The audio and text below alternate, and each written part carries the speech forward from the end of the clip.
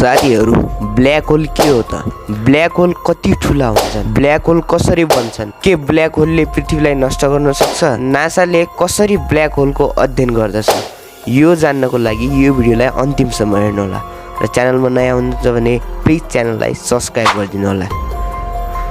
Black hole के हो त?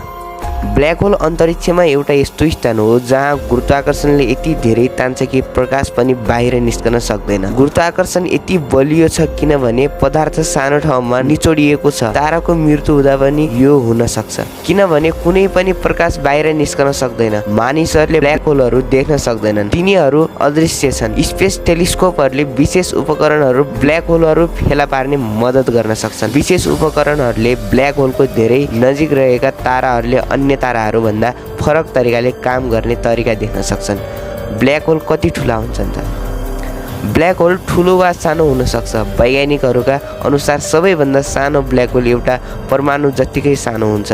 यी ब्ल्याक होलहरू धेरै सानो छन् तर ठुलो पहाडको भार छन्। द्रव्यमान वस्तुको मात्रा वा सामान हो। अर्को प्रकारको ब्ल्याक होललाई स्टेलर भनिन्छ। यसको द्रव्यमान सूर्यको द्रव्यमान भन्दा 20 गुणा बढी हुन सक्छ। पृथ्वीको आकाशगंगामा धेरै तरिकीय द्रव्यमान ब्ल्याक होलहरू हुन सक्छन्। पृथ्वीको आकाशगंगालाई मिल्की वे भनिन्छ। सबैभन्दा ठुलो ब्ल्याक होललाई सुपर मासिभ भनिन्छ। यी ब्ल्याक होलहरूमा 1 मिलियन भन्दा बढी सूर्यहरू छन्। वैज्ञानिकहरूले प्रमाण फेला पारेका छन् कि हरेक ठुला आकाशगंगाको केन्द्रमा एक सुपरसिभ ब्ल्याक होल हुन्छ। मिल्की वे ग्यालेक्सीको केन्द्रमा रहेको सुपरम्यासिभ ब्ल्याक होललाई सैजिटेरियस ए भनिन्छ। यसको पिण्ड लगभग 40 लाख सूर्य बराबर छ र केही लाख पृथ्वीलाई समात्न सक्ने धेरै ठुलो बल भित्र फिट हुन्छ।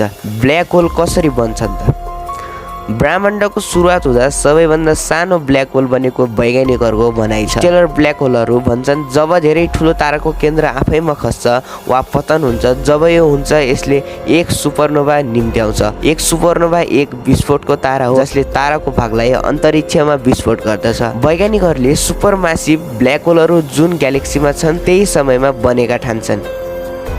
यदि ब्ल्याक होलहरू कालो हुन् भने वैज्ञानिकहरूले तिनीहरू त्यहाँ छन् भनेर कसरी थाहा पाउँछन् त? ब्ल्याक होल देख्न सकिँदैन किनभने बलियो गुरुत्वाकर्षणले सबै प्रकाशलाई ब्ल्याक होलको बीचमा तान्छ। तर वैज्ञानिकहरूले बलियो गुरुत्वाकर्षणले ताराहरू र ब्ल्याक होल वरपरको ग्यासलाई कसरी असर गर्छ भनेर देख्न सक्छन्। वैज्ञानिकहरूले ताराहरू वरिपरि उडिरहेका छन् वा ब्ल्याक होलको परिक्रमा गर्दैछन् भनेर पत्ता लगाउन अध्ययन गर्न सक्छन्। जब ब्ल्याक होल र तारा एकसाथ नजिक हुन्छन् उच्च ऊर्जा प्रकाश बनाइन्छ। यस्तो उज्यालो मानिसहरूको आँखाले देख्न सकिँदैन। वैज्ञानिकहरूले उच्च ऊर्जा प्रकाश हेर्न अन्तरिक्षमा उपग्रहहरू र टेलिस्कोपहरू प्रयोग गर्दछन्।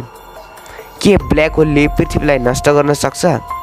ब्ल्याक होलहरू तारा, चन्द्रमा र ग्रहहरू खाँदै अन्तरिक्षमा घुम्दैनन्। पृथ्वी ब्ल्याक होलमा पर्दैन किनभने कुनै ब्ल्याक होल पृथ्वीको लागि सौर्यमण्डलको पर्याप्त नजिक छैन। यदि सूर्यको स्थानमा सूर्यको जतिकै द्रव्यमान ब्ल्याक होलले लिएको भए पनि पृथ्वीमा अझै बस्ने थिएन। ब्ल्याक होलको गुरुत्वाकर्षण सूर्यको जस्तै हुने थियो।